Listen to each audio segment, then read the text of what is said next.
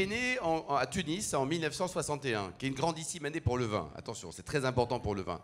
Tu vas arriver donc à l'âge de 7 ans en France. Ta sœur avait un souci de cécité, il fallait les faire soigner en France, c'est ça? Non, elle était non-voyante, il n'y avait pas d'école pour les non-voyants en Tunisie. Donc mes parents sont venus en France pour qu'elle puisse étudier. Et ça a marché puisqu'elle est prof de droit. Prof de droit.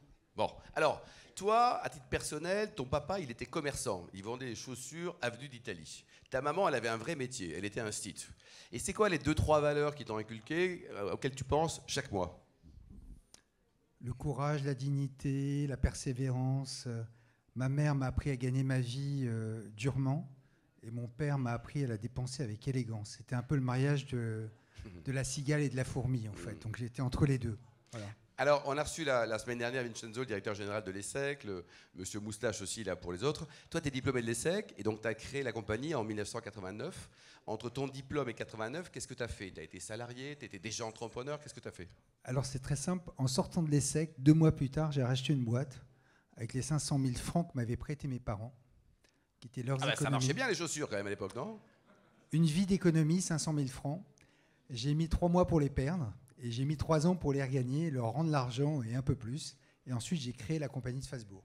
Alors, Falsbourg, c'est en Moselle. Qu'est-ce qu'on fout quand on est né à Tunis avec un truc en Moselle là, ça vient d'où, là, la marque? Parce que la marque est jolie, mais c'est pas très tunisien, quand même. Non, là, il y avait 2 choses. Notre premier bureau, c'était une loge de concierge rue de Falsbourg. Et la famille de la mère de ma fille était originaire de la ville de Falsbourg. Aïe. Et la famille Lazare, la banque Lazare, était originaire de la ville de Falsbourg. Donc je me suis dit que ça pouvait porter bonheur. Et ça m'a, à mon niveau, porté bonheur. Ton groupe aujourd'hui, ça représente quoi en termes de différents métiers, de volume d'affaires et puis de nombre de collaborateurs? Ça représente 3 milliards d'euros de patrimoine. On est présent sur quasiment toute la France. Donc les gens ne nous connaissent pas parce qu'on est B2B. On essaie justement d'être le moins connu possible. Mais si vous allez du côté d'Angers, on a le plus gros centre commercial qui s'appelle l'Atoll. Si vous allez du côté de Nice, on a fait beaucoup parler de nous avec un projet qui est une réalisation qui s'appelle Iconique à la gare de Nice. Si vous allez du côté de Toulouse, je suis l'affreux qui veut faire la Tour Occitanie à Toulouse. Eh oui, si vous allez, bref, et dans toute la région parisienne, en fait, toute la distribution sont nos clients. On a à peu près 1 million de mètres carrés de. Donc tu construis et après tu trouves des locataires, c'est ça? D'abord, je trouve les locataires, je construis, c'est mieux dans ce sens-là, oui. construis, je finance, je commercialise, je loue, je gère. Combien de personnes aujourd'hui dans le groupe? Alors, nous, en direct, on est 200, 250, mais en fait, il y a 15 000 personnes qui bossent dans nos sites. Et le chiffre d'affaires, ça fait combien en temps normal? Nous, on raisonne en loyer, parce que c'est ça notre valeur, puisqu'on produit pour nous-mêmes. On a 110 millions d'euros de loyer et on n'a pas d'actionnaire extérieur. Pas d'actionnaire extérieur. Ouais. Mais là, en ce moment, l'immobilier, c'est le bordel. Tu vas bientôt être en dépôt de bilan, là, Philippe. Alors, j'ai failli. Non, mais en fait, l'immobilier avait oublié une crise. Avait oublié ce que c'était que la crise. Et la crise est arrivée. Et souvent, quand une crise arrive, ça ne prévient pas trop. Et nous avions eu la chance de jouer justement les fourmis. Et donc, on avait un patrimoine qui était très important, que l'on a pu refinancer pour passer cette crise tranquillement. Et les banquiers t'ont suivi?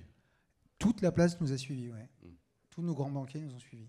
Alors là, tu parlais également. En fait, ils nous ont refinancé, là, je sais pas, 300 millions d'euros depuis le début de l'année. 300 millions d'euros. Ils sont vraiment là, ouais. L'hôtel Saxe, c'est toi? Oui, j'ai oublié lui. Bah oui. Alors, dis-nous, c'est où? Qui ne connaît pas l'hôtel Saxe plutôt? Alors, personne ne doit le connaître normalement, absolument, puisque c'est pas ouvert. Hein. Absolument. Voilà. Donc c'est un hôtel qu'on va. En fait, notre métier, ce sont des gros centres commerciaux de périphérie qui s'appellent les retail parks. On a voulu faire quelque chose d'écologique et de très plaisant pour nos citoyens, pour nos concitoyens. Et ensuite, nous avons 2 autres divisions. Une qui s'appelle Hospitality, où on fait plein de choses. On avait fait le Soho House à Paris, pour ceux qui connaissent. Et là, nous ouvrons un hôtel avenue de Saxe dans 3 mois qui va être vraiment magnifique. Vraiment 4 étoiles, 5 étoiles 5 étoiles. Et l'autre grande division, on a 6 ou 7 projets hôteliers. L'autre grande division, c'est ce qu'on appelle l'immobilier technologique. On fait des gros data centers parce que tous les jours, dans nos téléphones, on doit stocker à peu près tout ce qui a été écrit depuis le début de l'humanité. Donc c'est quand même complètement délirant. Et donc on fait ces infrastructures pour le commerce. Si je te dis réinventer Paris, ça te parle ou pas? Ah oui. Oui, ça me parle. Ça veut dire changer le maire ou ça veut dire changer des choses? Ça veut dire quoi, réinventer Paris? Bon. Écoutez, moi j'ai le privilège celui du 8e, elle est super, moi j'ai le privilège d'avoir de très bonnes relations avec les deux principales Toi, tu figures. bouffes à tous les râteliers, comme tous les mecs dans l'immobilier, non? Non. Oh, Quand, Philippe, quand tu respectes les gens et que tu gardes ta dignité, tu n'as jamais de problème. Donc il faut être straight dans ses valeurs. Non, réinventer Paris, c'était un truc génial qui n'a pas marché. Ça arrive. Donc l'idée, c'était que pour une fois, la puissance publique allait demander au privé quelles belles idées il pouvait faire pour refaire la ville. Donc nous, on a été plus que motivés. On a gagné 3 de ces concours de Réinventer Paris, dont un qui a été réalisé, dont je suis extrêmement fier, qui s'appelle le Philantrolab. Parce que grâce à Réinventer Paris, il y a beaucoup de gens qui connaissent le Philantrolab. On a créé un lieu qui est un incubateur et un lieu d'accueil pour le non-profit, pour tous ceux qui essayent de faire le bien dans notre société. Ça nous coûte une fortune et on n'a jamais laissé tomber le Philantrolab, mais c'est un lieu qui est magnifique face à Notre-Dame. Et l'objet de ce lieu, c'est d'aider les gens à développer la philanthropie et le monde associatif en France. On peut louer également, faire de l'événementiel là-bas? On peut faire de l'événementiel. Si tu es une association non-profit, ça sera vraiment pas cher. Et si tu es quartier qui veut faire un showroom pour je sais pas quoi, ça sera un peu plus cher. Mais tout ça, le Robin des Bois de l'événementiel. Non, mais tout ça, c'est au bénéfice justement des associations. Chaque année, on incube 20 associations et donc on a incubé 50 associations, jeunes associations qu'on a aidé à grandir. Et on a créé un programme qui s'appelle l'Accélérateur, sur lequel on aide des associations qui ont plus de 300 000 euros de budget à grandir encore plus, parce que ce qu'on veut, c'est qu'effectivement, il y ait... nous, on s'est rappelé que dans les mots de la République française, il y a fraternité. Ma sœur a connu cela lorsque des dames venaient lui lire des cassettes de bouquins de droit pour qu'elle puisse étudier. Et moi, je ne l'ai jamais oublié. Donc voilà, on rend un petit peu. Philippe, le e-commerce, ça tue le petit commerce, non? C'est une catastrophe dans Amazon, tous ces gens-là.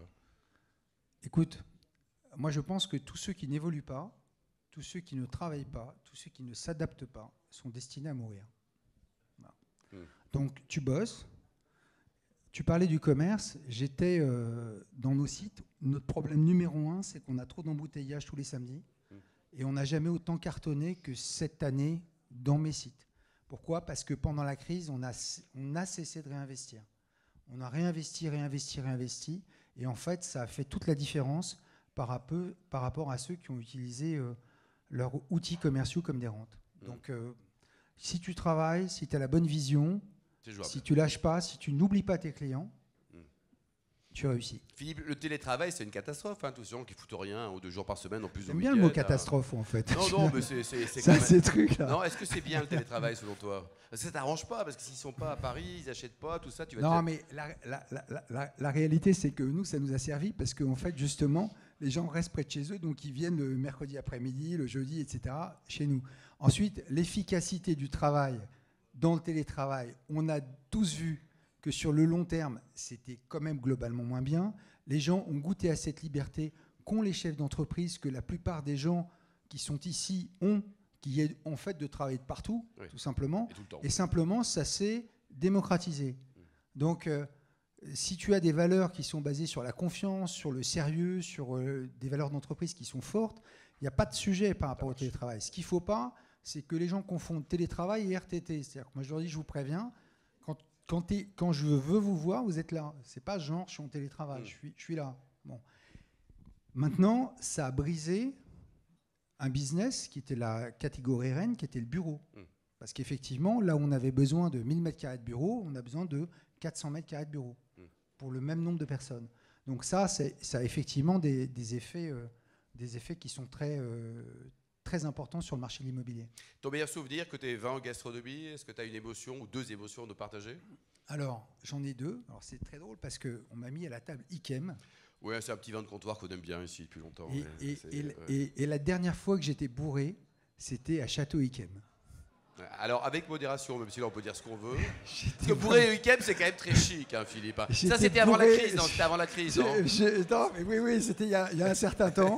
Mais j'étais vraiment bourré à Château Ikem. J'ai eu le privilège d'être invité un soir à Ikem, avec Lurton, qui dégustait les vins. Alors, pendant que lui, il goûtait pendant que lui les goûtait, nous on les avalait.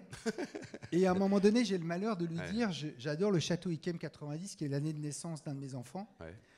Et il me dit 90. Je m'aperçois que c'est pas le top. Il demande un 90 et un 98. Donc au bout de 6 bouteilles pour 7 personnes, j'étais fait, quoi. J'étais cuit, mais... Et alors, le grand vin, ce qui est génial, c'est que le lendemain, t'es parfait. Ouais, t'es parfait, quoi. T'es parfait. Et avant les questions, ton meilleur souvenir. Et le dernier souvenir que j'ai eu, c'est mon anniversaire de mariage il y a moins d'un mois, où j'ai voulu... T'es marié avec la même personne depuis...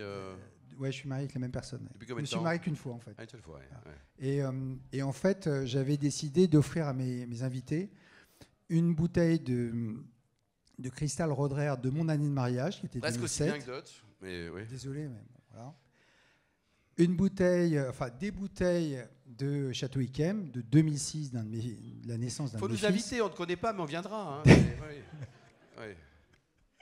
Des bouteilles des Magnum de Château Palmer, qui est un vin que j'adore. Ouais. Voilà.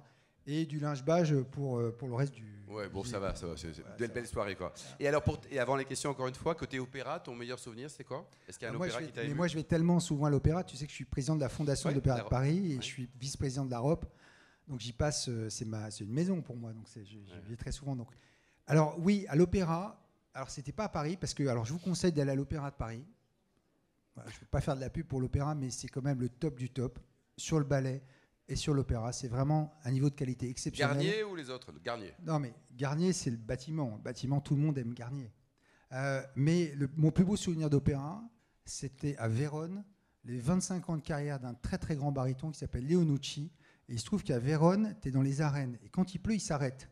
Sauf qu'il respectait tellement le baryton, le chanteur, qu'il a dit, moi, c'est mon anniversaire. On ira jusqu'au bout de Rigoletto et on a fini à 3h30 du matin. Trempé. Bien sûr. Mais c'était unique. Moment, quoi. On l'applaudit chaleureusement. Philippe, merci beaucoup.